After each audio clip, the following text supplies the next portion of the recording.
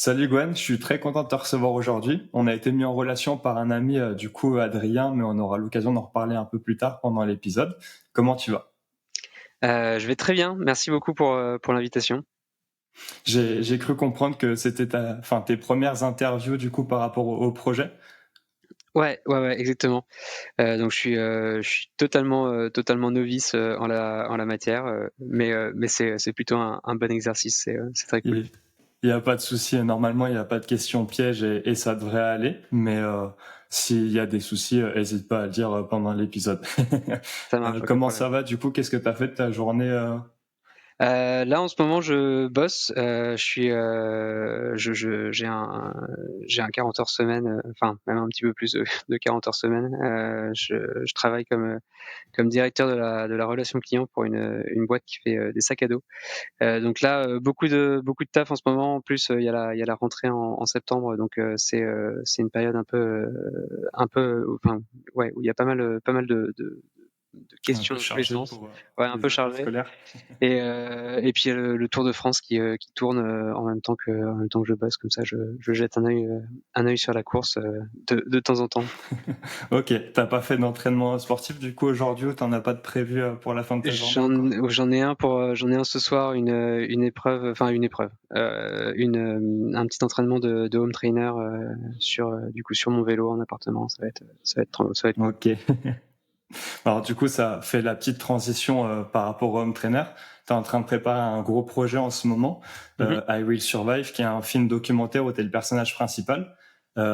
Pour résumer rapidement, tu as eu une leucémie en 2018 et donc Ouais, c'est ça. maintenant, après t'être battu contre la maladie, tu t'es lancé le défi de faire un Ironman longue distance. Mhm. Est-ce que pour poser les bases et pour ceux qui te connaissent pas, tu peux commencer par te présenter et enfin, de manière générale, tu as tout le temps que tu veux. Si tu veux faire ça en 30 secondes ou en 10 minutes, libre à Yes, ça toi. marche. Alors, qu'est-ce que je peux raconter? Bon, ce qui se passe avant mon lycée est pas très important. J'ai toujours été un peu jusque-boutiste. Je me suis déscolarisé en première, parce que le système scolaire me convenait pas trop. Au final, j'ai passé mon bac par correspondance, j'ai fait des études, je suis allé jusqu'au master, et puis après, comme je voulais aller au bout de mes idées, j'ai décidé de devenir musicien. J'ai été musicien pro, j'ai signé un contrat avec Sony. J'ai été en tournée en France, en Europe, pendant 4 ans, et puis après, avec mon groupe, on a décidé de se séparer. Je suis parti vivre en Angleterre, parce que j'avais besoin de découvrir autre chose, et je voulais continuer à faire de la musique là-bas. Et puis en fait, je suis tombé malade gravement. Je suis retourné vivre en France pendant 1 an chez mes parents, parce que je voulais pas trop être soigné en Angleterre. Enfin, c'est mieux quand on a une maladie comme ça, d'être avec des médecins qui parlent la même langue que nous, et même pour les termes techniques, c'est quand même plus rassurant de les avoir dans sa langue natale. Donc ouais, je suis retourné en France. Après, je suis retourné en Angleterre, et heu et en fait, dès que ça a commencé à aller un petit peu mieux, j'ai commencé à reprendre le sport. Et puis en fait, je crois que quand j'étais malade, je projetais énormément l'inverse de ce que j'étais à cet instant-là.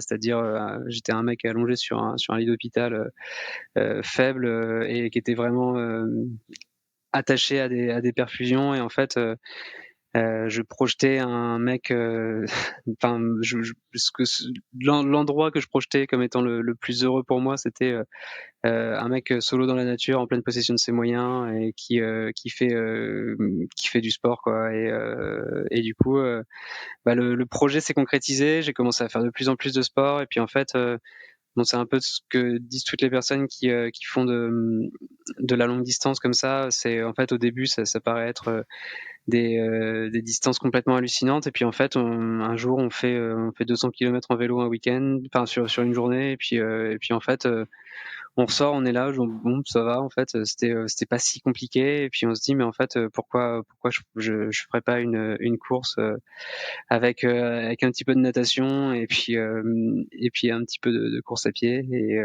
Et voilà, je me suis lancé dans la longue distance. Et j'ai rencontré Adrien. Enfin, Adrien, je le connais depuis très longtemps, même avant de tomber malade. C'est un pote de pote au début, et puis c'est devenu un ami au fil du temps. Et un jour, il m'a dit qu'il se lançait dans le documentaire, que il m'a dit, moi j'ai trop envie de faire un documentaire sur toi parce que ton histoire elle est inspirante. Et du coup, je me suis retrouvé embarqué là-dedans. Et c'est assez génial comme projet parce que c'est un peu comme une boîte de chocolat. On sait jamais sur quoi on tombe. Et t'as plein de personnes qui se sont greffées au projet. Il y a des rebondissements inattendus aussi. Enfin, le rebondissement inattendu, c'est une grosse blessure en pleine préparation, qui fait que j'ai dû faire l'Ironman de Nice, mais j'ai pas pu faire la course à pied, j'ai pas pu finir. Enfin, c'était prévu, et du coup, je me suis réinscrit sur un Ironman, l'Ironman de Barcelone. Tu sais, c'est un peu comme dans le dîner de con, quand ils mettent du vinaigre dans le vin et qu'en fait ils goûtent et qu'ils disent mais en fait ça le rend meilleur. Bah en fait il y a un peu ça, tu vois, c'est genre ça fait chier, je suis blessé, mais en fait ça donne une dimension au film qui est encore plus cool. Et parce que enfin, pour reprendre le terme jusque boutiste, c'est exactement ça. Donc Ouais, j'allais ouais, dire, et ton aspect jusqu'au boutiste a fait que du coup, tu pouvais pas t'arrêter sur ouais, enfin, c'est c'est ça. même pas un demi, mais sur Ouais, un demi Ironman, quoi. ouais, exactement. Je- C'était vraiment, enfin, en fait, j'avais l'impression au moment où je me suis blessé de devoir jeter ouais, des mois de préparation à la poubelle. Et c'était pas possible psychologiquement. Enfin, j'ai besoin de passer une ligne d'arrivée. J'ai tellement projeté la ligne d'arrivée de l'Ironman que ça peut être que celle-là, quoi. Et ouais, il faut que je termine un Ironman cette année, sinon je pense que je vais pas être, je vais être un je petit peu vois. bourré. Alors ça me fait, enfin j'ai plein de questions qui me viennent en tête justement parce qu'il y a plein de parties que j'avais pas, bah, typiquement toute la partie sur la musique avant l'Angleterre. Mais enfin on va repartir un peu du début pour retracer l'histoire rapidement, même si tu as dit que la période enfance et scolaire était pas la plus intéressante. Mais à quoi il ressemblait justement le Gwen un peu de cette époque? Hmm. Euh, Waouh, j'étais un enfant assez calme, je crois, et qui nécessitait peut-être un peu plus d'attention que les autres, et peut-être qu'on a un petit peu manqué à certains moments. C'est peut-être aussi pour ça qu'il y a eu la volonté d'aller vers la musique. Enfin, je crois que je me suis construit en totale opposition avec mes parents au moment de l'adolescence, parce que mes parents sont des gens très calmes, très doux. Et puis en fait, moi j'avais besoin enfin j'avais une énergie assez débordante. Et ouais, j'ai voulu faire un peu l'inverse d'eux, quoi. Et puis il y avait pas mal de choses qui manquaient un petit peu dans ma vie. Euh, l'absence d'un frère aussi, c'était un truc qui était vraiment important pour moi. Et dans la musique, dans le groupe de rock, en fait, enfin, je me représentais l'endroit où j'allais me sentir le mieux du monde, le mieux au monde, à savoir avoir une fraternité, être avec une bande de potes, et faire un truc complètement différent que ce que me proposaient mes parents avec le schéma familial qui m'intéressait pas à ce moment-là.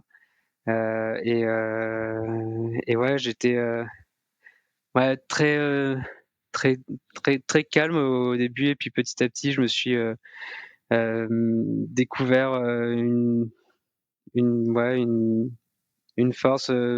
Et dès le début, en fait, j'étais assez, ouais, jusque boutiste, en fait. Enfin, j'allais toujours au bout de mes idées.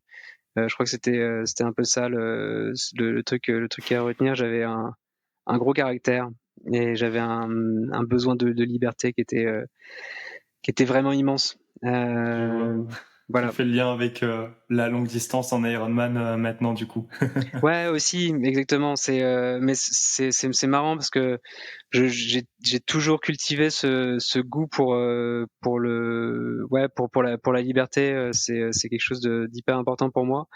Et en fait, la nature, en fait, et le fait d'être dans un environnement, ouais, dans un environnement naturel, de nager dans les lacs, de faire du vélo dans la montagne, etc. En fait, ça m'ouvre, enfin, ça m'ouvre la porte, parce que on est, enfin, le reste du temps, je suis assis sur une chaise à travailler, et puis en fait, il y a pas de problème. Maintenant, c'est acquis. J'ai plus de problème avec ça. Avant, c'était impossible de me faire m'asseoir à un endroit plus de 2 heures sans que je pète un plomb. Maintenant, c'est vraiment ok. Mais il y a toujours ce besoin, ouais, de m'échapper de temps en temps, et ouais, la nature permet vraiment ça, et le sport en pleine nature permet vraiment ça. Et du coup, tu parlais de sport justement. Et c'était quoi tes premiers souvenirs de sport? Est-ce que tu en faisais déjà pas mal quand tu étais enfant ou... Ouais, carrément. Justement, du vélo, beaucoup. Enfin, c'est assez marrant la manière dont on se construit quand on est gosse, surtout quand il n'y a pas tous les médias qui peut y avoir aujourd'hui. En fait, moi, il y avait la télé, et c'est tout, quoi. Il y avait pas encore, il y a pas encore d'ordinateur au début des années 90, et ouais, il y avait le Tour de France qui était passé en 95 dans la ville d'où je suis originaire, et en fait, tout l'été, on avait fait du vélo avec tous mes copains, et en fait, on disait, moi je suis Richard Virenque, moi je suis Laurent Jalabert, etc. Et c'était, ouais, ça c'est mes premiers souvenirs. Alors je sais pas si on peut vraiment appeler ça du sport, mais oui, de m'amuser avec un vélo. Ça c'est, ouais, il y avait ça. J'avais un petit Peugeot bleu et vert, Pourquoi est-ce qu'on pourrait et je pas m'amusais comme vraiment un appeler petit fou. ça du sport justement? Ce serait quoi ta définition du sport? Enfin, je pense que Ah, maintenant ça doit être une définition assez ouais, extrême c'est ça. avec ce que tu fais, mais En fait, enfin, maintenant, je différencie vraiment les deux, parce que si tu veux, pour moi, il y a, ouais, pratiquer une activité physique. Il y a une différence entre faire du vélo et aller s'entraîner, tu vois. C'est deux choses complètement différentes. Et justement, j'avais du mal au début, parce que vu que j'ai un énorme besoin de liberté, j'avais énormément de mal avec la contrainte d'avoir un entraînement où on me dit genre tu fais ça et ça et ça et ça. Et au début, c'était genre, ouais, bon, vas-y, je vais faire le truc à ma sauce, et ça va le faire. Et puis en fait, ouais, mon entraîneur m'a dit qu'il fallait plus que je fasse ça, quoi, parce que ça servait à rien. Et j'ai compris, ouais, la différence entre aller faire du vélo, aller faire un tour, et s'entraîner. Et donc, je sais pas, dans faire du sport, il y a ce truc très carré maintenant que j'ai adopté. Et enfin, dans les deux, tu trouves du plaisir, hein, mais il y a, dans aller faire un tour de vélo, c'est un peu différent. Donc à l'époque, je faisais des tours de vélo, voilà. je Et, vois. euh, et après, ouais, il y a eu la Coupe du Monde en 98, et du coup, bah, à cette époque-là, on jouait dans la rue avec mes potes, et c'était, bah, tout le monde était Zinedine Zidane, hein. Il y avait pas trop de questions à se poser, et voilà. Et après, ouais, grosse période foot. J'ai toujours adoré le vélo. J'ai toujours suivi le vélo de près ou de loin. J'ai toujours suivi. Et puis j'avais mon vélo à l'époque des fixies. Enfin, quand les fixies ont commencé à se démocratiser à Paris, bah, j'avais mon fixie. J'étais en train de réparer des vélos. Ça me faisait kiffer. Et, euh, et voilà. Quand je suis tombé malade, en fait, le premier sport que j'ai eu envie de refaire, c'était, enfin, il y avait la course à pied, parce que en fait, c'est facile. Tu prends tes baskets, tu vas courir. Ça, tout le monde peut le faire. Et puis en fait, après, très vite, dès que j'ai repris un petit peu de forme, ça a été genre, ok, on va reprendre le vélo qui est dans le garage, et puis c'est reparti quoi. Et voilà, j'ai toujours aussi fait ouais, pour le coup là c'était vraiment du sport, mais j'allais rouler beaucoup avec mon père quand j'étais ado. Le week-end, on allait se faire des longues sorties en vélo, et ça c'était vraiment cool aussi. Ok, je vois. Donc déjà très sportif à l'époque, mais c'était plus des tours de vélo que. Ouais, voilà, je sais pas si on peut dire vraiment très sportif. C'était, je- j'allais faire du sport de temps en temps. Je sais pas si c'était, ouais, j'ai jamais été en club ni quoi que ce soit. Enfin, j'étais fit, mais bon, j'étais pas un grand sportif quoi. Je vois. Et du coup, tu disais que le premier sport que tu as repris après ta maladie, c'était la course à pied parce que c'était plus Ouais. simple. Est-ce qu'on peut revenir justement un peu plus sur la partie de la maladie pour expliquer ce que c'est aux gens? J'ai cru comprendre que c'était une leucémie aiguë. Ouais. Alors, ouais, est-ce que tu peux présenter ou expliquer ce que c'est pour ceux qui connaissent pas? Ouais, carrément. C'est la leucémie aiguë. Alors, je peux peut-être raconter un petit peu comment le truc est arrivé. En Ouais, fait, vas-y. j'étais parti en vacances. J'étais allé en Turquie. J'étais allé visiter Istanbul, et je suis revenu. Et en fait, 2 semaines plus tard, c'est assez marrant le truc, hein. J'ai mangé un Ferrero Rocher, et en fait, non, un Raffaello. Et en fait, j'avais l'impression d'avoir un truc coincé dans le fond de la gorge. Et en fait, enfin, c'était une sensation assez bizarre. J'avais un truc qui avait gonflé d'un coup, quoi. Et puis en fait, je suis allé. Franchement, je me suis pas trop posé de questions, hein. C'était un truc insignifiant. Et puis en fait, 5 jours plus tard, le truc était toujours là. Il y avait une boule qui avait gonflé, et je trouvais ça un peu bizarre. Donc je suis allé voir le médecin. Il m'a dit bon, vous inquiétez pas. Souvent, quand on rentre de voyage, c'est ce qui se passe. On a tout, on chope. Enfin, vu que notre système immunitaire est pas forcément adapté aux autres environnements, vous allez choper une bactérie, et puis en fait, elle s'est développée, et puis on va vous mettre sous antibiotiques, ça va aller mieux. Et puis en fait, ça passait pas. Il y avait toujours ce truc qui était là, et je me sentais vachement faible, de plus en plus faible, ouais. Et puis en fait, il y a eu 2 autres ganglions qui ont poussé au niveau de l'aine, et puis il y en a un autre qui a poussé juste au-dessus, sur ma tête. Et là, je me suis dit bon, ok, c'est en train de, enfin, il y a un truc qui est en train de déconner. Je comprenais pas du tout ce qui était en train de se passer. Mais j'étais étonnamment, enfin, je dis que j'étais faible, mais je me rappelle, les premiers symptômes, c'était le 25 décembre, juste le jour de Noël. Et, De quelle année en du coup fait, pour 2017. Ok. Ouais. Et en fait, bah, quelques jours plus tard, il y avait mon anniversaire. Je fêtais mes 29 ans, et en fait, j'ai fait une grosse teuf le 13 janvier dans un pub à Londres. J'étais enfin, en train de boire des shots avec tous mes copains, quoi. Et on rigolait bien, et tout se passait bien. Mais il y avait toujours ce truc un peu bizarre. Mais je me rappelle, il le prenait en photo. Enfin, il l'appelait. Enfin, je sais plus. Il me disait que j'avais un espèce de truc bizarre dans le fond de la gorge, et il se foutait de ma gueule, quoi. Mais tout le monde était vraiment loin de s'imaginer ce qui allait se passer, plus tard, quoi, y compris moi compris.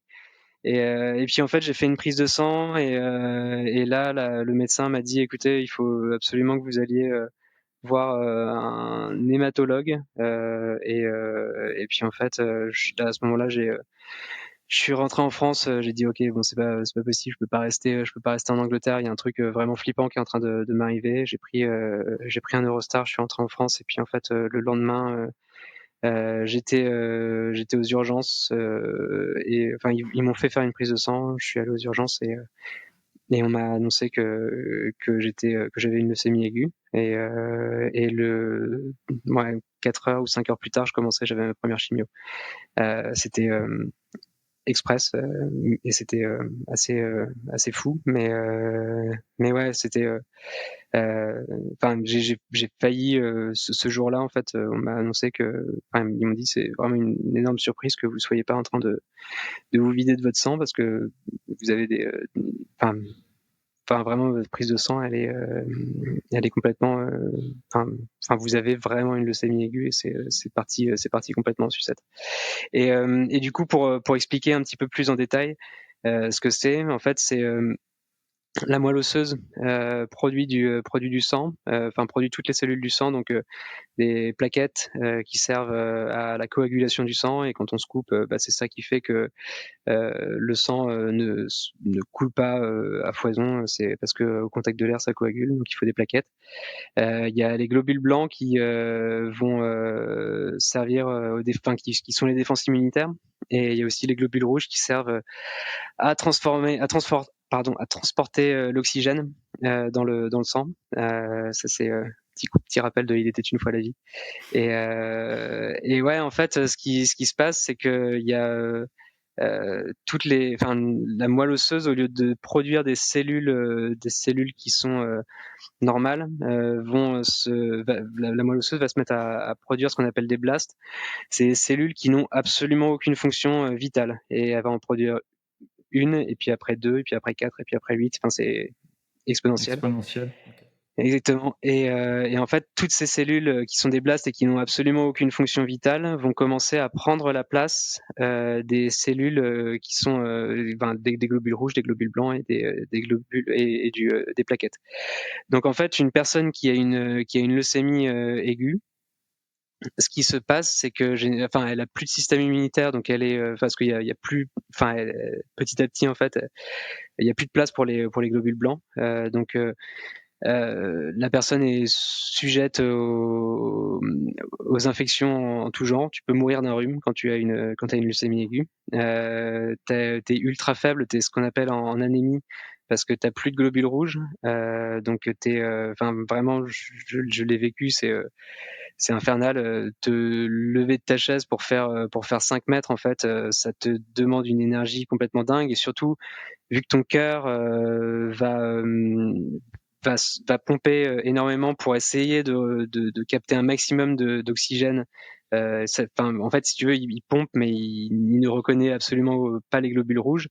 Du coup, il va pomper 2 fois plus vite. Donc, en fait, ton cœur va s'emballer complètement pour faire, alors que tu vas juste faire 3 mètres. Et c'est assez déroutant, parce que d'un coup, t'as l'impression d'être dans un corps de vieillard. Et Et du coup, t'es tout le temps essoufflé et fatigué pour faire ouais, le moindre exactement. mouvement, quoi. Et même Ouais, au c'est repos, ça. ton cœur, il Ouais. pompe. Oh, ok. Alors même au repos, ça c'était en fait c'était surtout au début, parce que j'ai eu ce qu'on appelle un syndrome de Lees.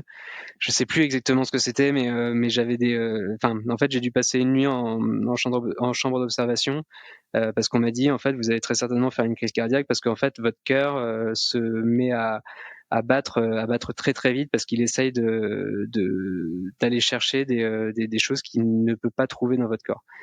Donc en fait tout le corps se dérègle complètement. Et ouais, c'est assez hallucinant comme truc. Et t'as aussi toute la partie donc plaquettes.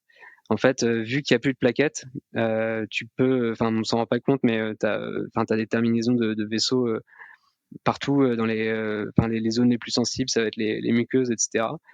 Donc en fait, tu vas te mettre à saigner de la bouche, tu vas te mettre à saigner du nez, et en fait, tu comprends pas pourquoi, mais en fait, c'est juste que tu as plus cette barrière des plaquettes qui font que en fait, tu te vides pas de ton sang.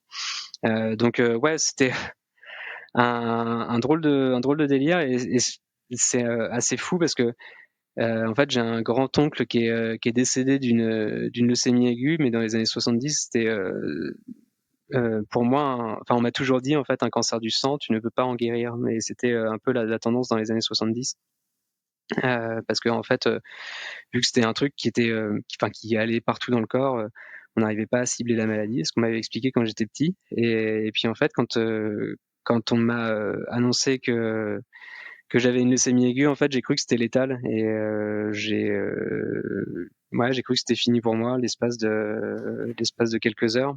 Euh, et, euh, et ouais, je me suis retrouvé dans une situation qui était pas normale du tout, quoi, à devoir annoncer à mes parents que, le médecin m'a dit, qu'est-ce que vous voulez faire?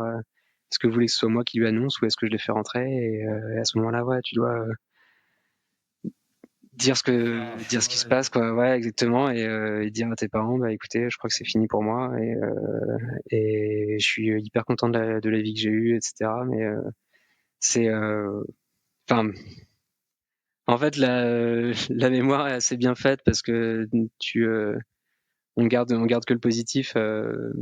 Mais ouais, c'était une situation qui était, ouais, enfin vraiment, enfin, je suis parti sur planète fuckée, mais à vitesse, enfin à une vitesse hallucinante, et tu te retrouves dans une situation que enfin, tu comprends rien du tout à ce qui se passe, quoi.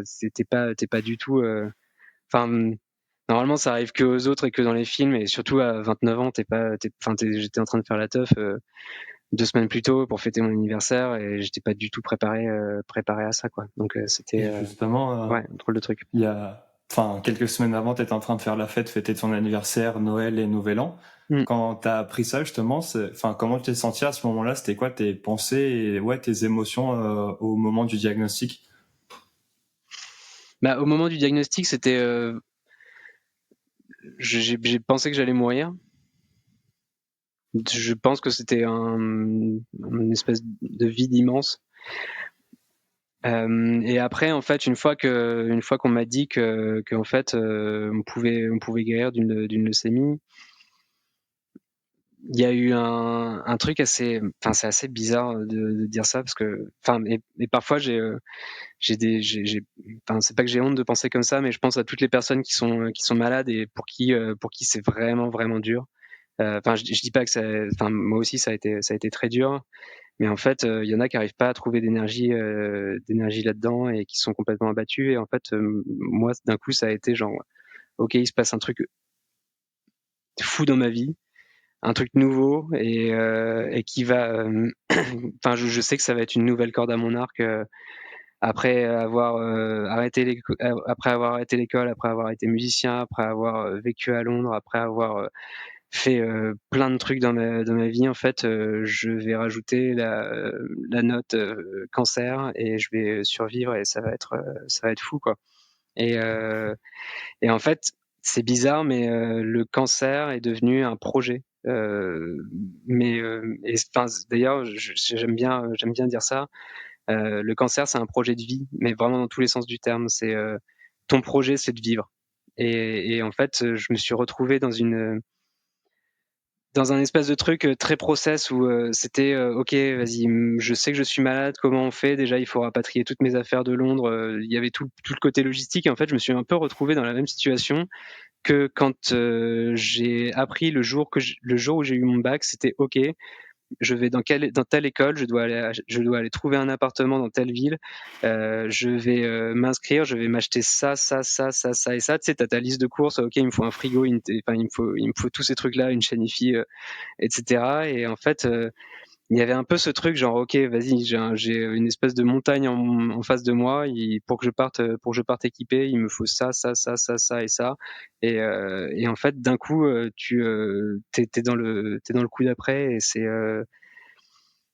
enfin, s'il y a des personnes qui sont malades, ou qui ont des proches qui sont malades, qui tombent sur ce podcast, peut-être qu'elles me détesteront de dire ça comme ça, mais en fait, j'étais hyper exalté enfin, c'est bizarre, hein, mais enfin, il y a une espèce de force qui a poussé en moi à ce moment-là, et je me suis senti, ouais, enfin, il y avait un projet, j'étais exalté par le projet, il fallait que je le défonce, quoi.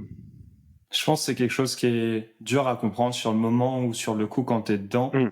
Et Ouais. avec le temps et le recul, c'est un peu ce que je remarque avec les épisodes précédents, les gens qui ont fait des burn-out et des dépressions, qui me disent que avec du recul et toute proportion gardée, c'était un bon, enfin, il y a eu plus de bénéfices à la sortie que sur le moment. Mm. Donc j'arrive à comprendre un peu, même si je suis pas passé par là, que ce soit les invités précédents ou ton cas justement, mais dans les dans l'interview, tu disais que dans les années 70, les maladies du sang, ça se soignait pas. Mm.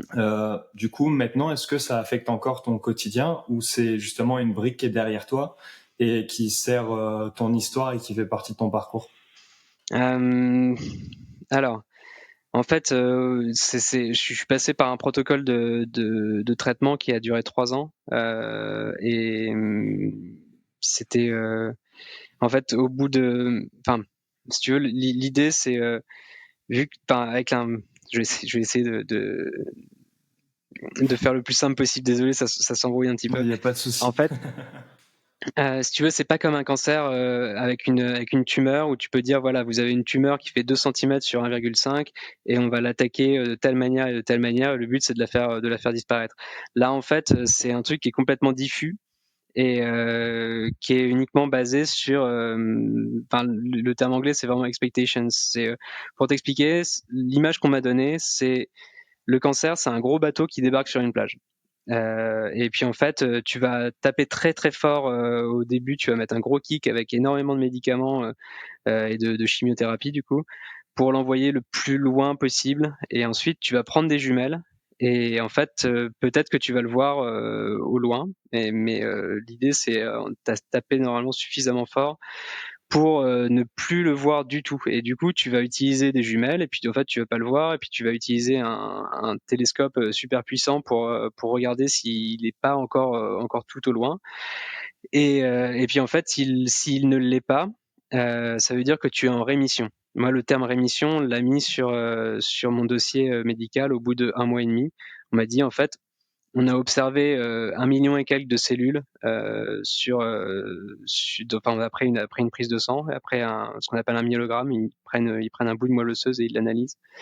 Et en fait, au bout d'1 mois et demi, ils ont tapé très très fort au niveau de la chimiothérapie, ils n'ont pas trouvé la moindre cellule cancéreuse. Donc tu passes dans une deuxième phase de traitement qu'on appelle le traitement d'entretien. Et du coup, l'idée, c'est quand même que le bateau, tu le vois pas en prenant un télescope super puissant, mais en fait, peut-être qu'il est là. Donc, pendant 3 ans, on va t'envoyer de la chimiothérapie. Alors, c'est progressif. Pendant 9 mois, tu as de la chimiothérapie quasiment en continu tous les 3 jours. Et puis après, petit à petit, tu switches sur une chimiothérapie tous les mois, plus de la chimiothérapie en cachet. Et puis après, tu passes uniquement sur de la chimiothérapie en cachet tous les jours pendant 1 an. Et pardon. Au bout de, enfin, l'objectif de ce traitement, c'est vraiment de choper la moelle osseuse et de lui dire genre, enfin, comme si tu avais une usine à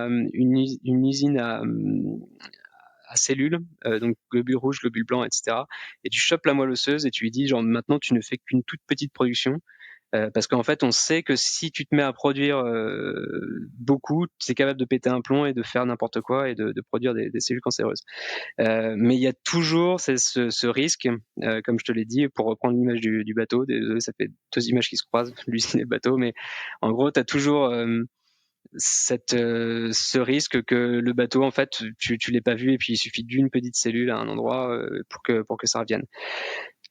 C'est au bout d'un moment, tu arrêtes le traitement et tu dis bon bah en fait on est allé au bout du truc. On pense que là ça reviendra pas. Il y a toujours des chances que ça revienne, et en fait on considère qu'une personne qui a eu une leucémie aiguë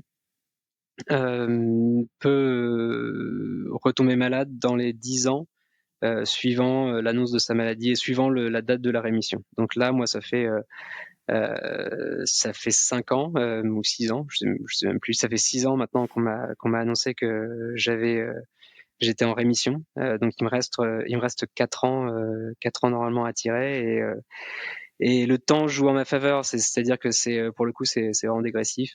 Plus le temps avance, moins j'ai de chances de tomber malade. Et j'espère que ce sera pas le cas. Donc il n'y a pas d'incidence à proprement parler sur. Enfin, j'ai aucun risque vraiment là. Et puis de toute façon, petit à petit, je crois que je commence à avoir plus de chances de me faire renverser par un bus dans la rue que de mourir d'une leucémie. Donc, faut pas que je réfléchisse trop à ça. C'est juste que j'ai cette petite chance de mourir d'une leucémie un jour qui est là, contrairement aux autres personnes. Est-ce que ça me, enfin, quand j'y pense, évidemment, c'est compliqué, mais justement le temps joue en ma faveur.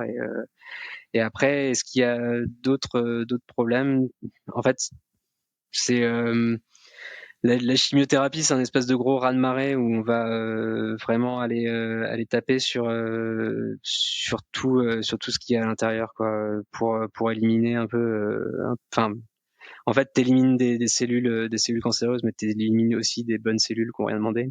Et et du coup, il y a des cellules souches qui ont été touchées. Et bon, je sais que je ferai pas un centenaire, mais après, est-ce que j'ai vraiment envie d'être centenaire? Je sais pas.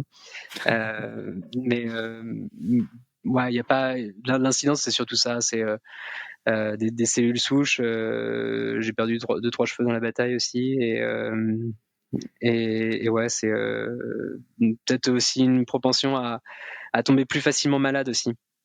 Parce que mon corps est quand même été affaibli énormément après tout ça.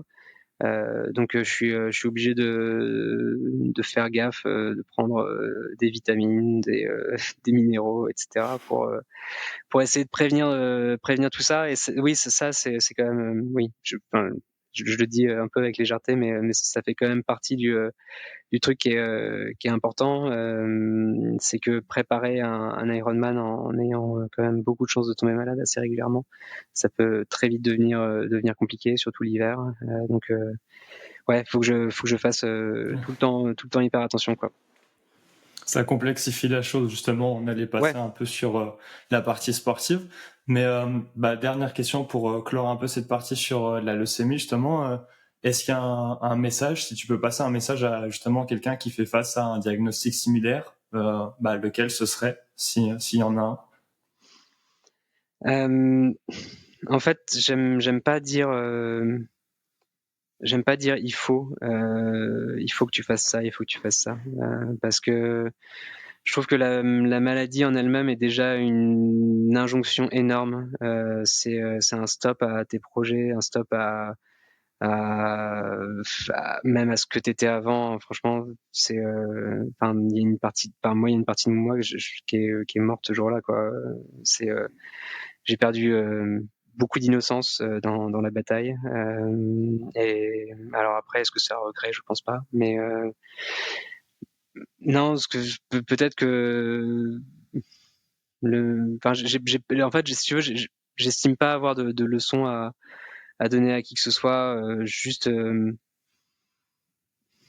essayer, ouais, essayer de se projeter peut-être dans la maladie. Mais en fait, il y a tellement pas de recette miracle. Justement, peut-être que c'est ça, en fait. Essayer de dire à la personne de pas trop se mettre la pression, en fait, et de pas se mettre des injonctions dans tous les sens, de pas s'en rajouter, parce que c'est déjà trop, en fait, ce que rencontre une personne qui a un cancer ou qui rencontre quelque chose de grave comme ça. Ouais, il faut se ménager quand même psychologiquement. Je trouve C'est ça, je trouve c'est pas ça très compliqué, ça. sage comme réponse, et très intéressant justement, et ça me fait Mm, penser un peu comme les gens qui apprennent les jeunes parents à éduquer leurs enfants alors qu'eux-mêmes en ont pas, tu vois. mm, Et j'ai l'impression que c'est souvent les personnes qui sont pas touchées directement par la maladie qui donnent mm, ces injonctions, et justement le fait d'avoir quelqu'un qui prend la parole et qui est passé par là et qui dit éviter d'en donner aux gens parce que ça peut rajouter une charge mentale mm. et complexifier la chose. Je trouve ça très intelligent et sage.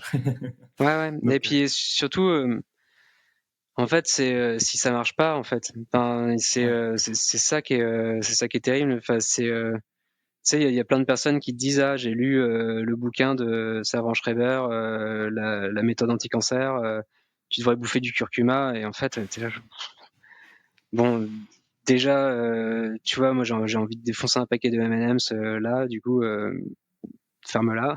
Et et ouais, enfin, il y a plein de personnes qui ont suivi les conseils de Servan Schreiber et qui sont morts. Et en fait, il y a, enfin, dans quelle mesure est-ce que c'est pas du charlatanisme, tout ça, tu vois? Enfin, en fait, je crois la méthode, c'est qu'il y en a pas, en fait. Et c'est juste qu'il faut s'écouter le plus possible, je pense. Et ouais, vraiment essayer de s'enlever des contraintes. Très bonne conclusion pour cette partie. Pour enchaîner du coup sur le sport maintenant et l'Ironman, t'en parlais un Mhm. peu en intro. À la base, le projet c'était de faire l'Ironman de Nice que Mhm. t'as pas pu faire en entier, donc vous avez repoussé à l'Ironman de Barcelone. Ouais.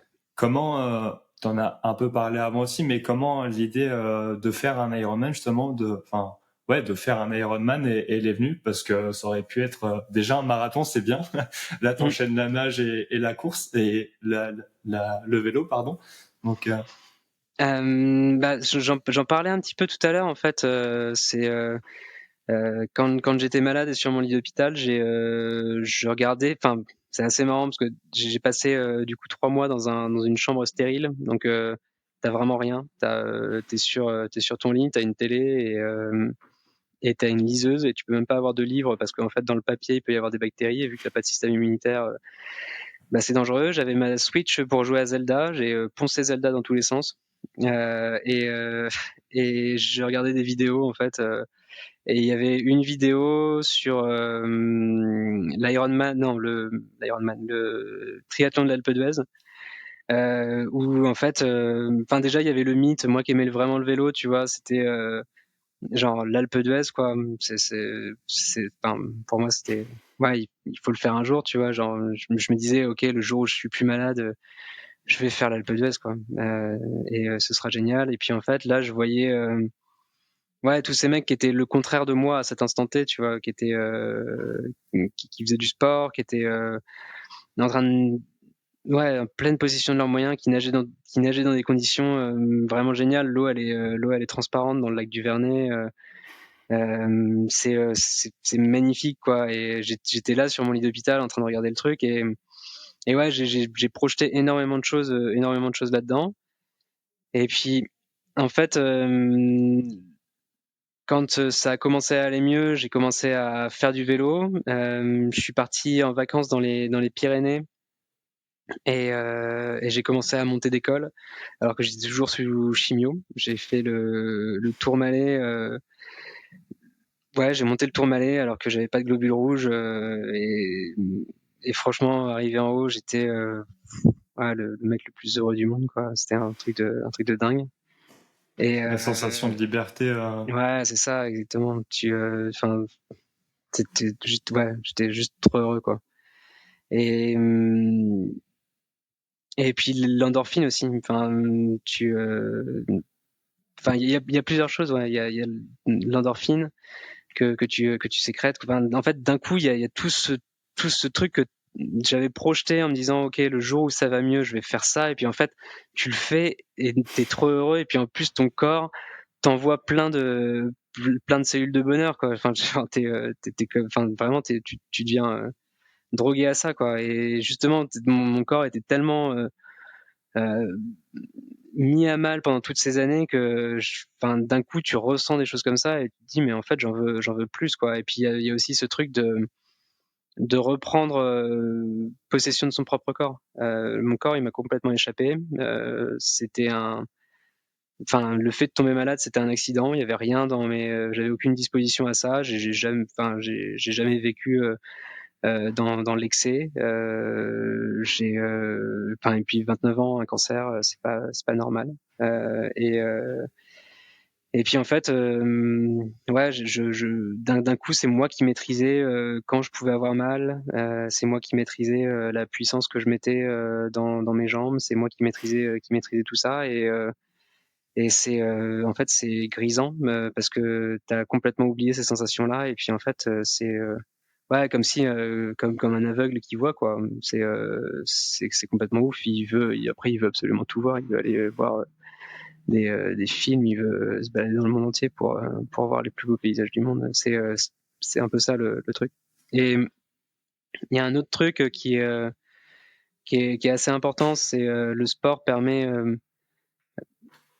C'est Paul Valéry qui dit ça. Il dit le beau me désespère dans le sens où quand il est devant quelque chose de beau, devant une œuvre d'art, en fait, il est tellement scotché devant ce truc magnifique qu'il n'espère plus rien. Il est juste ancré dans l'instant présent. C'est pas me désespère dans le sens je suis désespéré, c'est vraiment me désespère, me coupe tout espoir, toute projection et ça t'ancre dans l'instant présent. Et en fait, moi le sport me désespère beaucoup quoi. C'est le sport m'ancre à l'instant T. Je suis là concentré sur ce que je suis en train de faire. En fait, je suis là quoi. Et c'est il y a peu de moments finalement dans sa vie où on est en train de, je sais pas comment dire ça, mais de faire le truc qu'on Ouais, se projette et reconnecter avec soi-même et enfin, c'est exactement. être vivant et présent dans le moment, quoi. Ouais. Ouais, Un peu un totalement. état méditatif. Exactement. Et ça tu l'as pas beaucoup. Tu sais, dans le travail, au final, t'as jamais vraiment l'occasion de ça. Quand t'es dans tes pensées, t'es en train de te projeter sur des vacances ou sur ce qui s'est passé dans ta journée ou sur ce que tu vas faire demain, mais t'es pas là dans l'instant présent. Alors que là, en fait, t'es en train de faire du vélo dans la montagne. Il y a personne autour. T'es juste complètement reconnecté avec toi-même. Et ça, c'est quand t'es passé par la phase cancer, ça fait un bien fou en fait. Tu m'étonnes. Mm. Je peux pas imaginer, mais en t'écoutant, enfin, j'arrive à comprendre un peu. Mm. Et du coup, tu disais, t'as fait ton premier col encore sous chimio. Mm. L'Ironman de Nice, il est passé depuis quelques semaines, mais est-ce que c'était ta première vraie compétition avec un dossard ou est-ce que tu avais déjà fait d'autres triathlons avant pour voir un peu le terrain et voir ce que ça donnait? Ouais. Bah justement, j'ai le fameux triathlon de l'Alpe d'Huez, je l'ai fait. J'ai fait la version M. C'était 8 mois après avoir arrêté mes traitements. Et je me suis rendu compte qu'il y avait quand même pas mal de chemin à parcourir parce que c'était laborieux. Je nageais pas le crawl à l'époque, je nageais la brasse et j'ai fini dans les derniers. Franchement, c'était vraiment ridicule. Enfin ridicule, non, j'étais trop content aussi, mais Ouais, mais tu l'as fini, c'est déjà ça. ouais, carrément. Et puis en fait, très vite, je me suis dit bon bah vas-y, j'ai fait le M, on va passer au step du dessus. J'ai fait le L l'année d'après. Là, ça s'est vraiment super bien passé. J'ai fini premier tiers, genre 400 et quelques sur 1600. Et, euh, et ouais, là, bah, ouais, c'est complètement exaltant en fait ces moments-là. T'es passé de rien à tout quoi. Enfin, en tout cas, tu vois, ma projection de quand j'étais malade, genre je veux être ce mec-là. Bah en fait là, ça se réalisait et tu passes la ligne d'arrivée. Et c'est ouais, franchement, c'est des sensations qui sont trop bonnes quoi. Donc ouais, c'était l'objectif après, c'était un peu l'objectif obligatoire.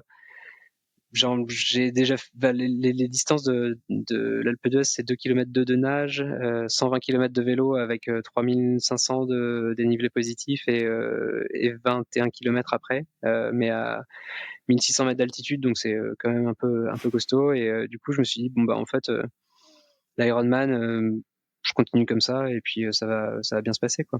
Ouais, il est pas si loin, quoi. Ouais, exactement. Je pensais qu'il était pas si loin et puis en fait, il y avait un petit peu de boulot quand même. Les derniers kilomètres sont toujours les plus durs. Et Exactement. dans ta préparation ou dans ton entraînement, justement, qu'est-ce que t'aimais pas à la base et que t'as appris à aimer pour faire un Ironman? Bah, Enfin, en fait, appris à aimer, c'est peut-être pas, tu l'aimes peut-être toujours pas, mais maintenant hmm, tu sais qu'il faut le faire, quoi. ouais. Bah, déjà, aller nager, en vrai, tu sais, tout le monde te dira que la moitié ou les trois quarts des triathlètes ne savent pas nager. Et en fait, j'allais nager très très peu. Aujourd'hui, c'est vraiment un truc que je mets, enfin, genre 2 fois par semaine, je suis à la piscine ou je vais dans un lac. Et, euh, et ouais, de la natation, c'est maintenant, c'est acquis. Et j'aime ça, en plus. Euh, et, euh, et peut-être en fait, enfin, je te parlais tout à l'heure du besoin de liberté. Évidemment, quand tu me disais, il faut que tu fasses une séance où tu commences par un échauffement qui fait ça pendant 20 minutes et qu'ensuite tu passes sur des trucs où tu alternes Tu vas à 250 watts et puis après à 280 et puis après tu redescends à 130 watts. Je suis genre non, tu sais quoi, c'est pas pour moi quoi. Et puis en fait, tu te rends compte des bienfaits de le faire quoi, parce que c'est ça qui te fait progresser. Et puis en fait, ouais, une fois que t'as acquis cette discipline, en fait, cette petite discipline là te permet derrière de pouvoir t'éclater beaucoup plus. Donc en fait, à partir du moment où on m'a prouvé les bénéfices du truc, là j'étais ok pour le faire, mais c'était vraiment compliqué au début. Et justement, bon, même si tu l'as pas fait en entier, que tu as fait celui de Nice et celui de Barcelone se rapprochent, avec l'expérience que tu as déjà acquise sur les précédents triathlons aussi, pour toi, c'est quoi la qualité d'un bon Ironman, justement, enfin, d'un athlète en tout cas? Hormis être bon en âge, vu que pas grand monde l'est. Je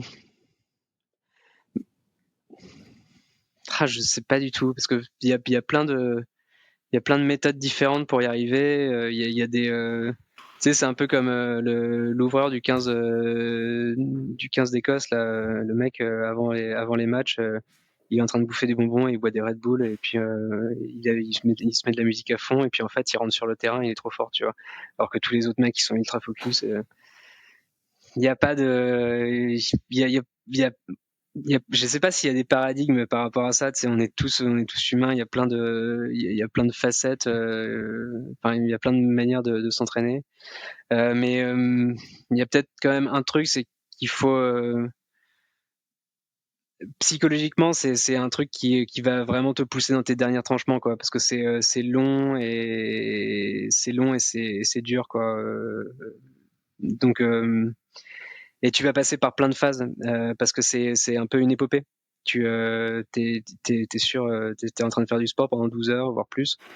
Donc il va se passer des milliers de choses dans ta tête, quoi. Tu vas désespérer, tu vas être pas bien, tu vas peut-être avoir des soucis techniques sur ton vélo, tu vas avoir une fringale, tu vas avoir envie de vomir, tu vas être déshydraté, il peut se passer des milliards de choses. Donc c'est juste être bien préparé, être préparé à la souffrance peut-être, mais je sais même pas, j'aime pas trop ce terme de souffrance. Être prêt à aller jusqu'au bout en fait, et se dire qu'il faut rien lâcher. Ok. Et à l'inverse, du coup, justement, toi, ce serait quoi ton plus gros point faible pour faire l'Ironman? J'ai vu dans le teaser du documentaire que Greg, du coup, qui est ton entraîneur, si je dis pas de bêtises, disait que t'en fais qu'à ta tête, justement, donc ça rejoint un peu le jusqu'au boutiste. Est-ce qu'il a raison Ouais. ou est-ce qu'il y a autre chose? Ouais, alors justement, en vrai, c'est assez marrant parce que maintenant il y a le AB, il y a l'avant et l'après. Justement, je parlais tout à l'heure de la contrainte qui était vraiment compliquée pour moi. Maintenant, la contrainte, elle est enfin, j'ai admis que j'étais ok avec ça. Après, c'est juste ouais, en course,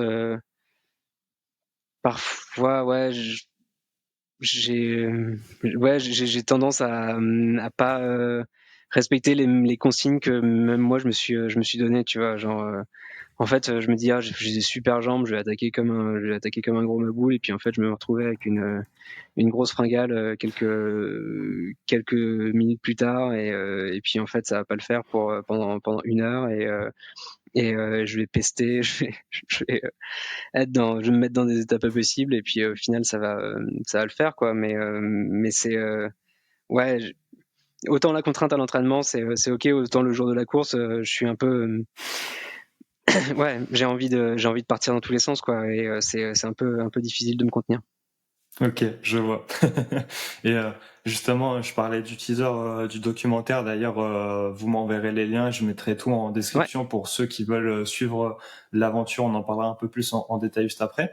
Mais en parlant du documentaire, justement, vu que tu as passé un peu toutes ces phases, c'est quoi ton rapport au corps maintenant entre la phase où tu étais malade, la phase où maintenant tu es sportif, et maintenant la phase encore d'après où tu es entre guillemets l'acteur principal de ton film. C'est assez étrange. Je me pose vachement de questions sur pourquoi je fais tout ça, tu vois. Il y a le fait de reprendre le contrôle, ça c'est évident. Il y a aussi retrouver en fait, je suis passé quand même par des espèces de phases où tu as des montées d'adrénaline complètement dingues, hein. T'es dans les montagnes russes en permanence. On te dit que tu as une leucémie aiguë. En fait, c'est parti pour la grande aventure, quoi. Et puis en fait, d'un coup, les traitements s'arrêtent et on te dit, bon bah monsieur, c'est bon, vous pouvez retourner travailler, prendre votre petite attaché-caisse et puis pointer à 9h au bureau. Et puis en fait, t'es là genre, mais vous m'avez regardé, enfin genre vous avez vu dans quel état vous m'avez mis, et c'est juste pas possible, quoi. Donc ouais, t'as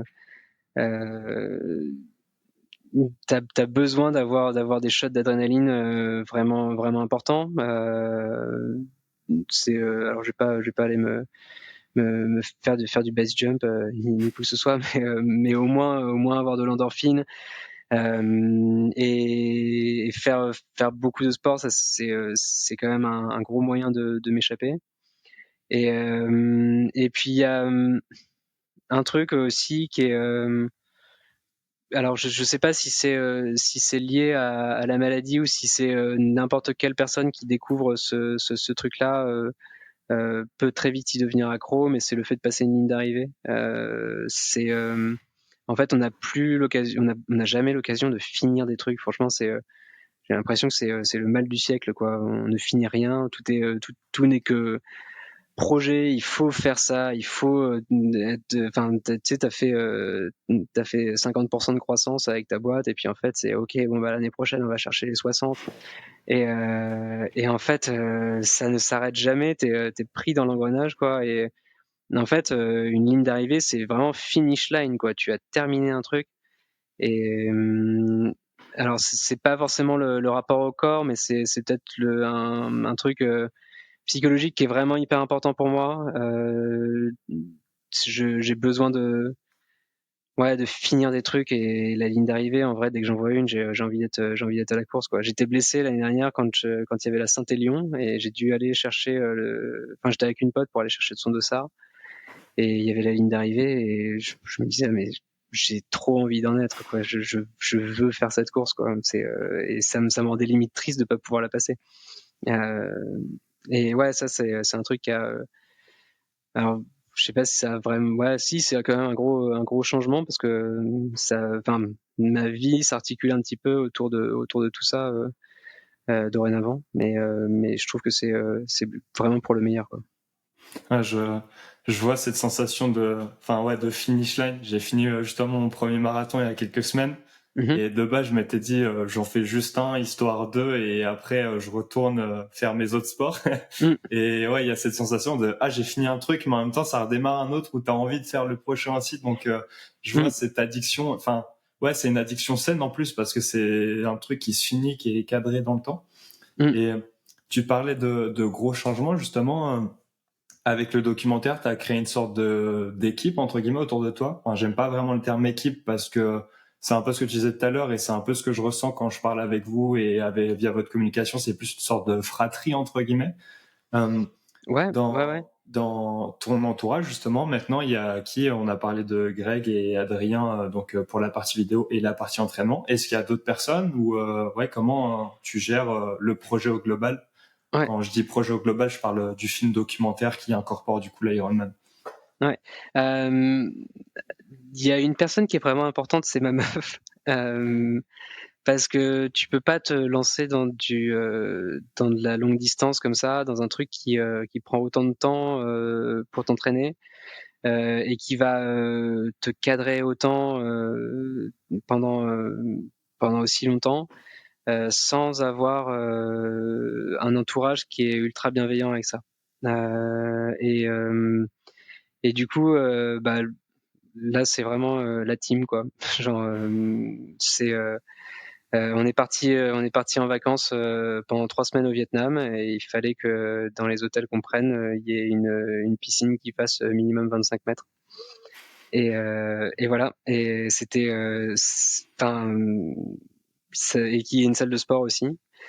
Et parce que j'avais besoin de m'entraîner, quoi. Et puis elle comprend que le dimanche matin, bah, je pars tôt et je vais me faire 5 heures, 6 heures de vélo et que je vais m'inscrire à des compétitions et que bah, les sorties, c'est pas ouais, en fait, aller boire des verres en terrasse, ça m'intéresse pas trop, parce que en fait, je sais que ça va être ça de moins sur ma condition physique et ça de temps perdu par rapport à mon entraînement. Donc, avoir une personne qui t'accompagne tous les jours et qui comprend ça, enfin, c'est vraiment génial et ma meuf est vraiment hyper importante dans cet équilibre-là.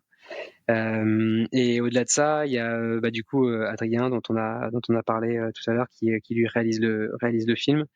Et en fait Adrien, moi j'avançais un peu à tâtons là-dedans et j'étais en solo et puis en fait lui il a été vraiment déterminant parce que il m'a dit mais mec, pour le documentaire, ce serait trop cool que tu sois, enfin que je te fasse rencontrer un coach qui te guide sur ta prépa, etc. Et en fait, enfin, tout à l'heure, je parlais de boîte de chocolat, enfin, on sait pas sur quoi on va tomber. En fait, il a demandé à son coach perso, parce qu'il fait de la muscu, enfin, s'il avait un contact de mec qui était coach de triathlon, et il a dit, bah, mec, tu devrais contacter Greg Ibeknoussen. C'est le mec qui m'a formé et il habite à Nice et il forme des triathlètes et il est trop cool et tu vas kiffer et en fait Greg a rejoint le projet et a dit bah écoute vas-y je te coach et ça va faire 4 mois que Greg me coach toutes les semaines, qui me fait mes séances, qui me dit ce que je dois faire. Au début, il était un peu, ouais, un peu, enfin, il trouvait ça un peu déroutant parce que je pense que je faisais pas vraiment comme il le disait et je faisais des trucs à ma sauce. Et puis en fait, petit à petit, les trucs rentrent et là, on se retrouve tous les deux sur l'Ironman de Barcelone parce qu'il le fait aussi. Bon, ça va être vraiment un autre level, lui de son côté, mais ouais, c'est un énorme kiff et enfin, c'est incroyable de travailler avec un mec comme ça qui est vraiment ultra bienveillant à ton écoute et qui te fait progresser, quoi, et qui comprend. Enfin, il y a aussi une grosse partie. Enfin, on discute avec lui, quoi. Genre, pourquoi est-ce que tu fais ça? De quoi tu as besoin comme émotion pour te dépasser, etc. Et quels sont un peu tes triggers, tout ça. Il essaye vraiment de le comprendre et il t'accompagne vraiment Ah, dans c'est ta prépa. vraiment un Ouais, accompagnement et pas un simple coaching entre guillemets où il te donne ton ouais. programme et tu te débrouilles quoi. Ok. Ah ouais, ouais, clairement, c'est vraiment, ça va vraiment au-delà et c'est une rencontre vraiment incroyable et puis les bénéfices au niveau sportif, ils sont là, quoi. Genre, je progresse de jour en jour et j'aurais jamais réussi à faire ça solo, quoi. Très très cool. Du coup, enfin, on parlait de l'équipe maintenant et l'équipe, du coup, de ce que je comprends, elle c'est, enfin, à part ta copine, mais sur la partie Adrien et Greg est venu grâce au projet du documentaire. Mhm. Euh, ouais, pourquoi avoir accepté? Parce que de ce que tu disais tout à l'heure, c'est Adrien qui est venu te voir te demandant si tu voulais bien accepter de faire partie de son documentaire. Pourquoi avoir accepté quand il est venu et ouais, pourquoi avoir dit oui sur ce projet? Euh, Bah déjà, je trouvais ça marrant l'approche qu'il avait du truc. En fait, il m'a dit, moi, ce que je te propose, c'est de faire un projet un peu comme quand on avait 18 piges ou 16 piges et qu'on se disait, vas-y, on fait un groupe de rock. Et je me suis dit, ouais, En fait, ça m'a évoqué plein de trucs, tu vois, les trucs où en fait c'est un peu go with the flow, on se prend pas la tête, on se prend pas au sérieux, et puis en fait on fait les trucs et on voit où ça nous mène. Il y a pas d'obligation quelconque de réussite, si ce n'est le fait de se faire plaisir et d'être content de nous à la fin. Et j'aimais bien cette approche parce que enfin, en fait, je sais pas, si on m'avait dit ouais, c'est un truc hyper sérieux où tu vas être suivi et tout, je pense que je me serais pas lancé là-dedans parce que je sais pas, il y avait, enfin, je sais pas, je prétends pas être un athlète déjà suffisamment bon pour que j'ai des choses intéressantes à raconter. Et et puis ouais, enfin, je sais pas ouais, si ça avait été vraiment un projet trop cadré, j'aurais eu du mal à m'investir dedans. Là, c'était vraiment juste, mec, j'ai un truc cool à te proposer, est-ce que ça te dit? Et du coup, je me suis dit go. Et puis en plus de ça, il y a le fait de documenter, c'est vraiment intéressant. Enfin, j'aime bien, tu vois, j'ai tendance à ne rien garder, mais enfin, genre, j'ai pas de photos de quand j'étais ado, de quand, enfin, tout a été, enfin, c'est mes potes qui ont ça.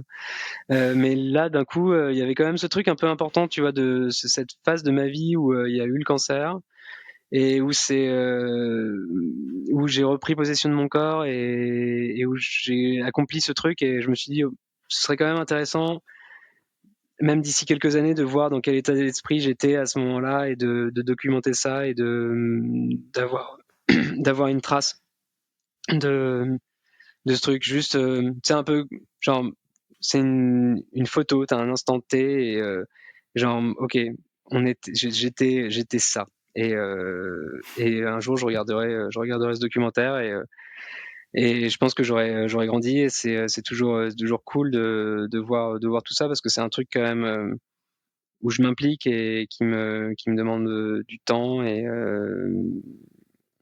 ouais, beaucoup d'investissement. Donc, enfin, vu que ça fait partie intégrante de ma vie, je trouve que c'est intéressant Ouais. de le documenter là maintenant.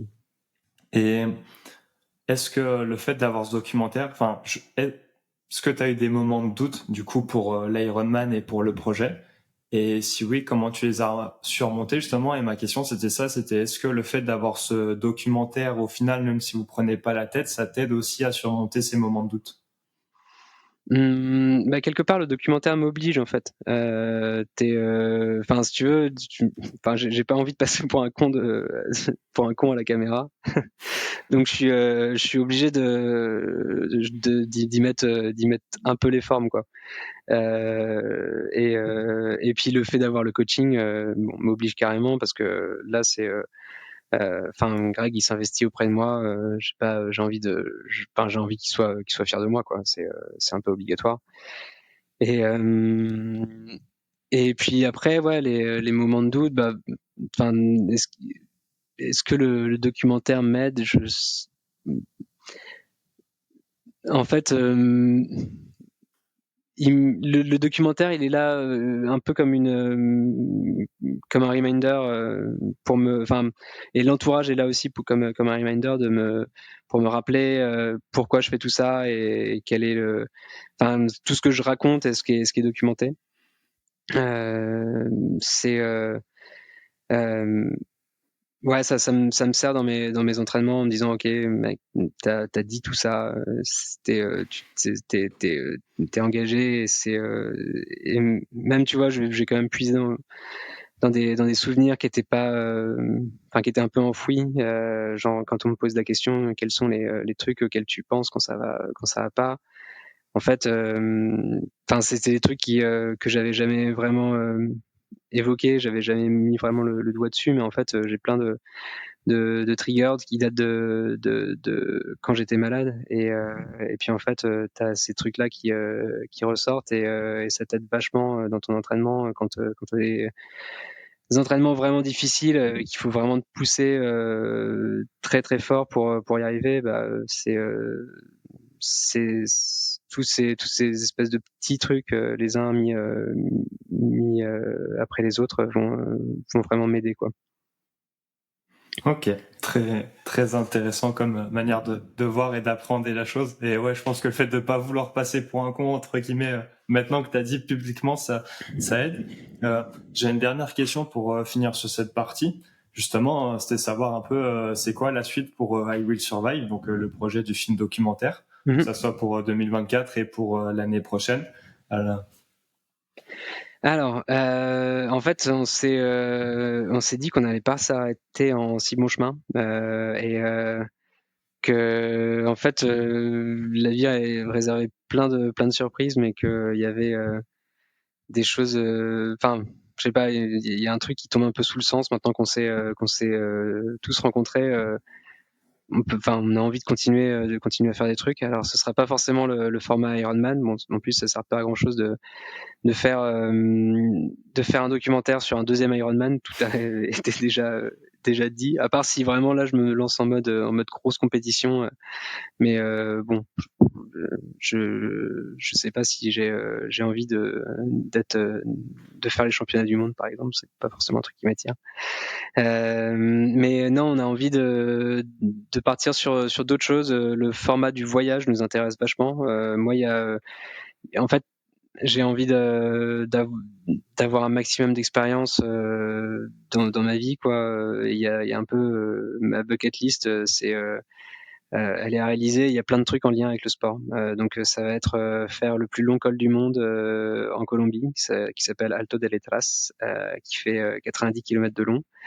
Il y a aller faire la traversée de la Mongolie en gravel. Il y a aller faire du vélo dans les montagnes de l'Atlas. Il y a plein de choses qui m'intéressent, et en fait, quand j'ai parlé de tout ça à Greg, bah en fait, il m'a dit, mec, j'ai trop envie de le faire avec toi, quoi. Donc moi qui ai envie de faire ça, Greg qui me dit je te suis, Adrien qui me dit qui me dit bah les gars, je vous filme, quoi. Et puis on fait un autre documentaire, et puis on trouve un axe, une thématique. Je sais pas exactement quoi, qu'est-ce qu'on va raconter, mais je suis sûr il y a il y a plein de choses, il y a plein de choses à faire, à voir et à dire sur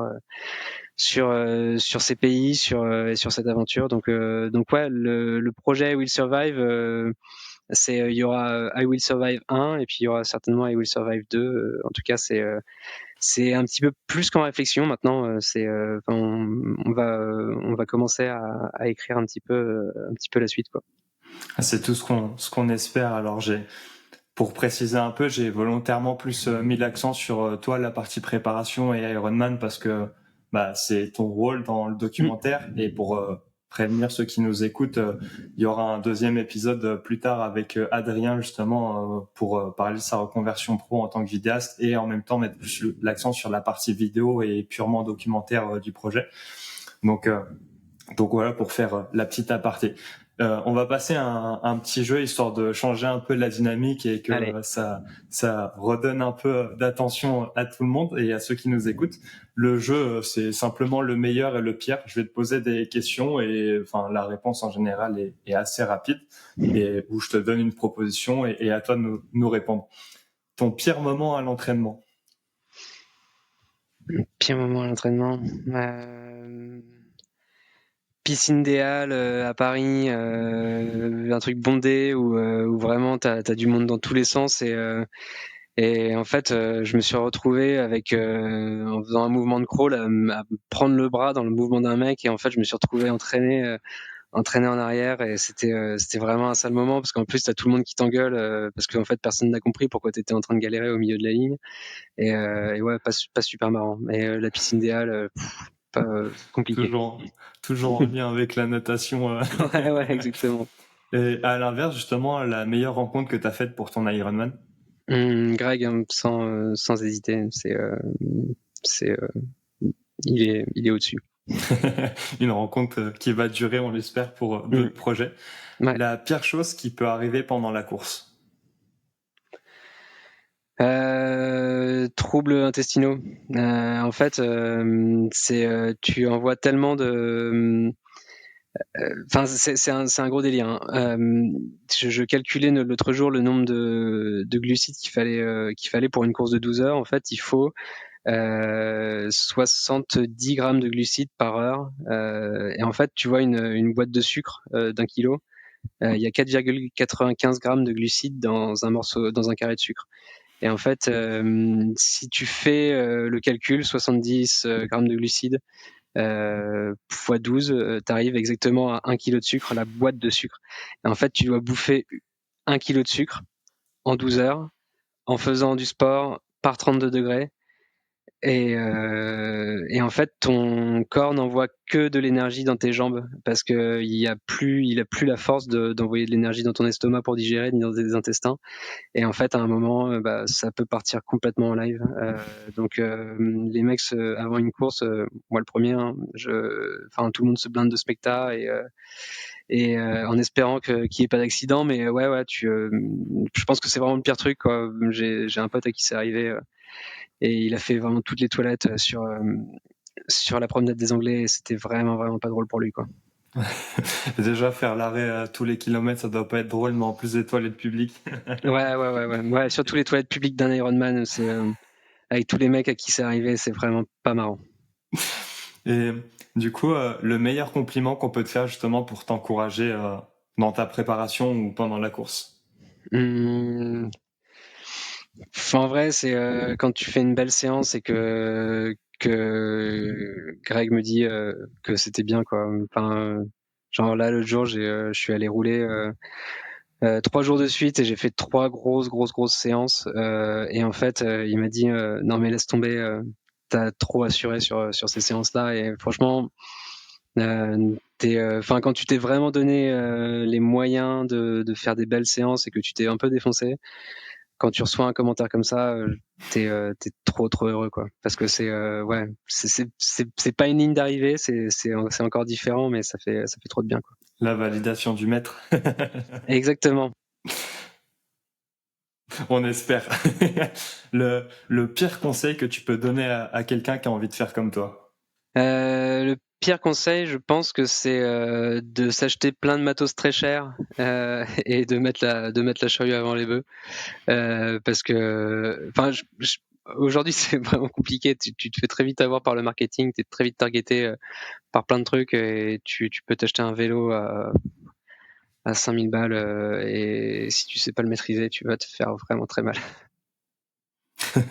Je vois. Vaut mieux Mm. mettre 5000 € dans de l'accompagnement pour avoir le niveau avant le vélo, c'est ça? Exactement, il vaut mieux. Du coup, à l'inverse, le meilleur conseil que tu pourrais donner à quelqu'un qui veut faire comme toi? Essayer d'être le plus régulier possible. C'est vraiment ça qui fait que sur les sports d'endurance, qui fait que tu vas performer, si tu fais un entraînement et que en fait la semaine d'après tu fais rien, tu perds tu vas perdre. Ce qu'il faut vraiment, c'est être tout le temps régulier, tout le temps, avoir un rythme d'entraînement qui est toujours le même. Ok. Les deux dernières, du coup, le pire moment de 2024. Pire moment de 2024, en fait, je suis hyper sensible à la caféine et j'étais au Vietnam. On m'a dit de goûter le café là-bas parce que c'était une des spécialités locales et c'est du robusta, c'est pas de l'arabica, c'est vraiment un truc qui tabasse. Et j'ai pris une spécialité de café, genre expresso double shot avec du lait concentré. Et en fait, ça m'a mis dans un état pas possible et je devais monter dans un avion pour partir du sud du Vietnam jusqu'au nord. Et vraiment, l'avion, c'était un des pires moments de ma vie. Je suis parti vomir, j'avais chaud, j'avais froid, j'avais j'avais les mains moites et il y avait une meuf qui mangeait des cacahuètes, des vraies cacahuètes où il faut les ouvrir, qui foutait des miettes partout à côté de moi. Et vraiment, j'avais envie de lui hurler dessus, quoi, en lui disant mais arrête. On revient Et jusqu'au boutiste avec la double dose de café. ah ouais, mais c'est compliqué. Ma vie était compliquée. Et à l'inverse, du coup, le meilleur moment de 2024, c'est ou ce sera? Qu'est-ce qui est déjà passé? Non, en vrai, le meilleur moment de 2024, c'est le passage de la ligne d'arrivée. Je pense, hein. Enfin, en fait, j'ai mis. Le fait de passer une ligne d'arrivée, c'est un truc de ouf. Et je ouais, je projette beaucoup sur ce moment-là. Et je sais que je vais être trop heureux en fait, et que ce sera l'accomplissement de semaines d'entraînement vraiment intensif. Du coup, ouais, ça risque d'être Bon, ça. on Mm. espère tous que ça arrive. On Ouais. a fini le petit jeu, du coup, on arrive sur les questions de fin pour clore l'épisode. Du Mhm. coup, chaque invité en général écrit une question pour l'invité d'après, qui dit pas pendant l'épisode pour pas spoiler la question à ceux qui nous écoutent. Donc l'invité précédente qui était une ancienne athlète de haut niveau et qui est maintenant coach en préparation mentale, qui s'appelle Héloïse Terek, t'as écrit: que fais-tu pour rester dans ton bien-être et être bienveillant envers toi-même?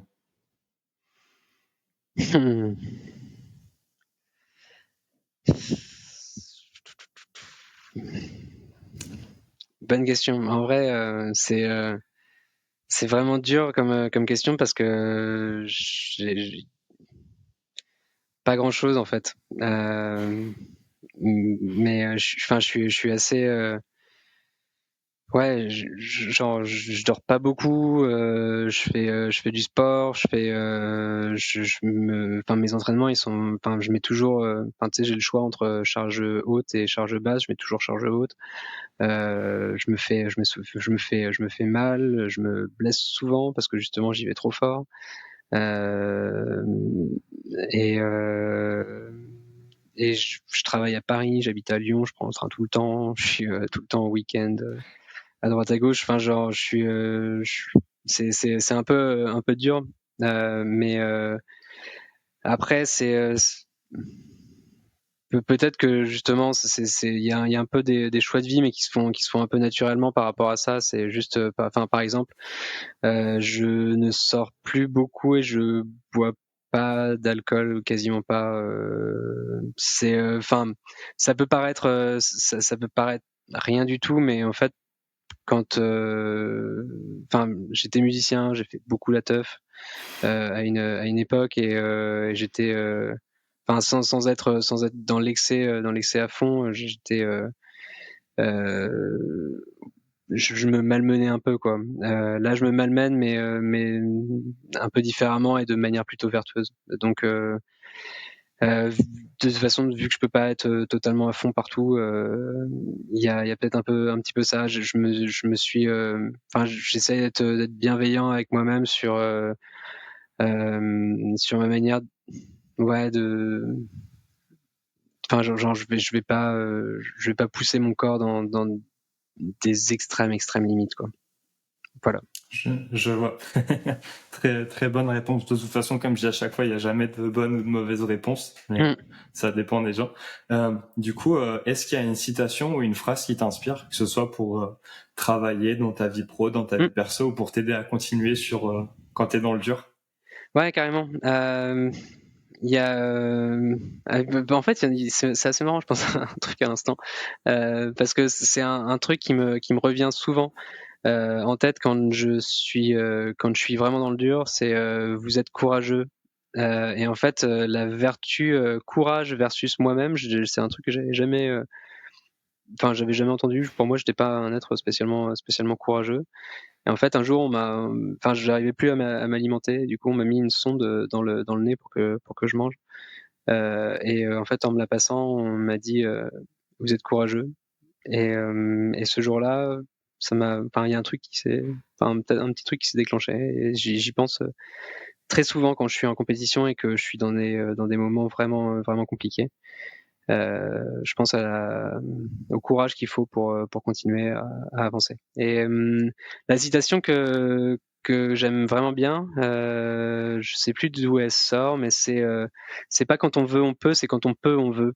Et j'aime bien cette notion de pouvoir c'est vouloir, dans le sens où si une personne qui n'y connaît rien du tout, qui part de très très loin, veut être, enfin dit je vais être milliardaire, bah, en fait, elle aura beau y mettre tous les ingrédients, elle ne le deviendra pas. Alors qu'une personne à qui on offre la possibilité d'être milliardaire, bah, par exemple, à qui on donne les codes, à qui on explique les clés pour le devenir, en fait, va vouloir le devenir et va le devenir. En fait, J'aime bien cette notion de tu as des mentors qui vont t'accompagner dans la vie, qui vont te filer des clés pour que toi tu puisses débloquer des situations. Mais en fait, si tu restes, enfin pour prendre l'exemple de l'allégorie de la caverne de Platon, en fait, si tu restes tout seul dans le fond et que tu projettes des choses, en fait, t'y arriveras pas. Il faut que il y ait des personnes pour t'accompagner, te montrer comment fonctionnent les choses et c'est ça qui va faire que tu vas progresser. Et j'aime bien justement c'est l'idée de ces mecs qui vont te faire progresser, qui vont faire que tu vas vouloir. Et justement, Greg est une des personnes qui inspire suffisamment et qui te montre comment faire. Et en fait, avec lui, tu te dis, en fait, je vais commencer par ça. Et puis en fait, à la fin, tu te dis, mais en fait, j'ai envie d'aller encore plus loin, quoi. Et parce que en fait, il m'a montré que les clés pour y aller, et c'est pas si inaccessible que ça. Ouais, il te donne la possibilité de vouloir Mm. par par ce qu'il fait et ce qu'il te conseille. Ouais. Très, très bien. Avant-dernière question, le livre que tu recommandes à tout le monde de lire, si tu pouvais l'offrir à tout le monde, ouais, lequel ce serait? Mm. Tu peux en J'hésite. donner plusieurs si c'est ton Ouais, ouais, ouais. préféré. En fait, il y a le Petit Prince de Saint-Exupéry qui est une valeur sûre et qui se lie et se relie à plein d'âges de la vie et qui est plein de belles choses. Et après, j'aime bien euh, l'étranger de Camus. Euh, euh, qui t'amène à raisonner un peu sur l'absurdité du monde tel qu'on le conçoit, qui est très normé. Et en fait, ça rejoint un petit peu ce que je disais tout à l'heure. Est-ce que t'as un message à faire passer? En fait, j'ai pas de message à faire passer parce que j'ai aucune injonction à mettre à qui que ce soit. Et je trouve que le monde est suffisamment absurde pour qu'on te dise il faut croire en ça, il faut que tu fasses ça, il faut que tu fasses ça. Et pour moi, c'est ça. Je sais pas, on est un être fait de chair et d'eau, et j'ai du mal avec cette idée même les idées de croyance, de religion, tout ça. Et j'aime bien la manière dont Camus t'amène à raisonner là-dessus. Et puis en plus, son style est assez incisif. Le mec était journaliste, et du coup, enfin, ça paraît vraiment limpide quand il apporte petit à petit les clés pour t'amener à raisonner par rapport à ça. La Bah, justice des hommes. Mm. c'est deux très bonnes références pour clore cet épisode. Dernière, enfin c'est pas vraiment une question. Est-ce qu'il y a un passage de micro, enfin c'est une sorte de passage de micro. Est-ce qu'il y a un ami, un sportif ou quelqu'un dans ton entourage que t'aimerais voir passer au micro ou quelqu'un que tu connais pas forcément mais que t'aimerais voir passer pour moi que j'essaie après d'aller les contacter et organiser une interview. Mm. Il y a une personne qui m'inspire beaucoup. C'est Anaïs Kemener, la championne de marathon, qui a eu un cancer du sein et qui est devenue championne de France de marathon. Si elle pouvait passer sur cette chaîne, ce serait incroyable. Et après, ce qui m'intéresse aussi, c'est peut-être d'entendre d'autres personnes qui sont passées par la même chose que moi, mais que eux racontent leur version de l'histoire. Je trouve ça super super intéressant. Et je sais qu'il y a des sportifs qui aujourd'hui, il y en a un qui fait de la voile. Je me rappelle plus de son nom, mais sur son bateau, c'est marqué on est mieux ici qu'à l'hôpital. Et je trouve ça assez génial. Et il y a aussi un judoka français qui a eu une leucémie aiguë récemment et qui s'en est sorti.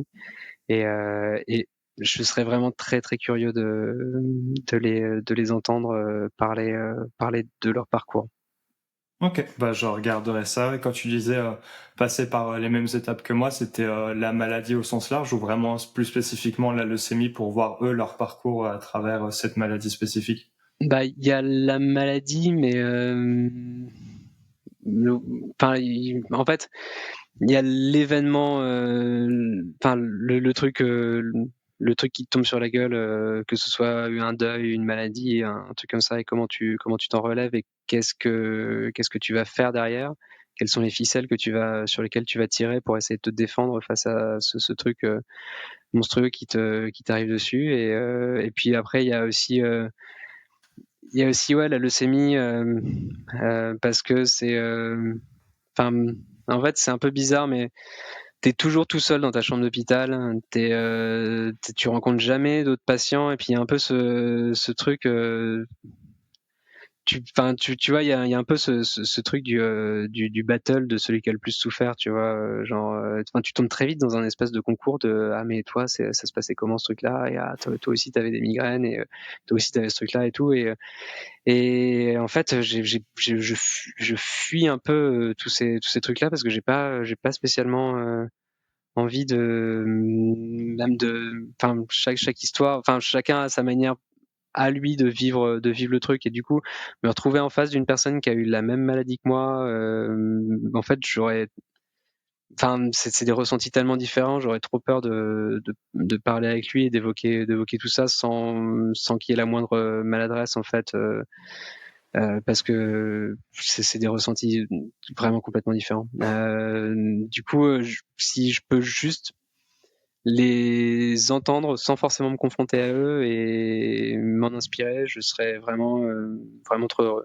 Voilà. OK et bah, je vais essayer de travailler sur ça. Merci beaucoup, pour ton temps et vraiment là, c'est la dernière. Est-ce que, c'est un épisode réussi du coup, pour toi? Ouais, carrément, carrément. Franchement, c'est, mon premier podcast, et j'espère que j'ai pas dit trop de conneries. Je crois pas et c'est assez cool parce que, en fait, il y a un peu ce truc, c'est un peu comme chez le psy, en parlant de pourquoi tu fais tout ça, tu commences à verbaliser un peu tous les trucs et le fait de verbaliser, ça fait exister tout ça et du coup, ça devient beaucoup plus concret et c'est cool parce qu'au début, il y avait un peu dans les premières interviews avec, Adrien, c'était, un peu, genre: «Je suis là, mais je sais pas trop ce que je fous là» et puis en fait, petit à petit, tu sais exactement pourquoi tu fais tout ça et c'est, les choses se concrétisent et c'est vraiment intéressant de voir la manière dont tout ça se verbalise et j'aime vraiment bien ça. Hem et voilà et puis après, je me suis trouvé un petit peu plus loquace qu'à l'accoutumée, ce qui est plutôt cool. Je Ouais, épisode réussi. Et bah, merci beaucoup pour ça et merci aussi à tous ceux qui nous ont écoutés jusqu'au bout. Si cet épisode vous a plu, du coup, n'hésitez pas à le partager et à le noter 5 étoiles sur Apple Podcast ou Spotify. Et je vous mets dans la description, du coup, Gwen me donnera les liens pour le retrouver lui et tout le projet I Will Survive. Et pour finir, du coup, là, c'est pas une question, mais j'aime bien faire ça maintenant avec les invités. Je te laisse le mot de la fin.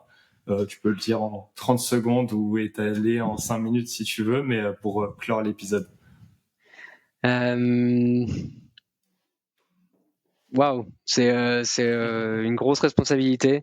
Comme j'ai dit, j'ai pas trop de leçons à donner à qui que ce soit, donc je vais éviter vu que j'ai répété ça en long, en large et en travers, je vais éviter d'en mettre une grosse genre: «N'oubliez pas, ça c'est le plus important». Non, juste,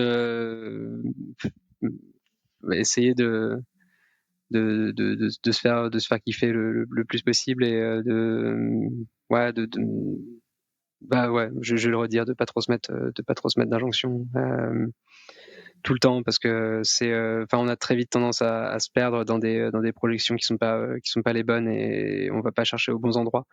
Et c'est un long chemin de trouver ce qui nous correspond vraiment et ce qui nous fait du bien.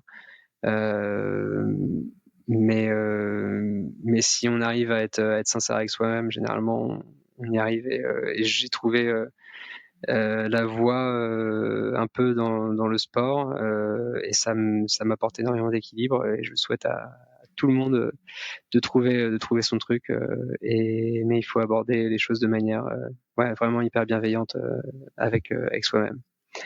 Voilà. Et bah, merci beaucoup pour ce mot de la fin, encore rempli de sagesse. Merci Clément.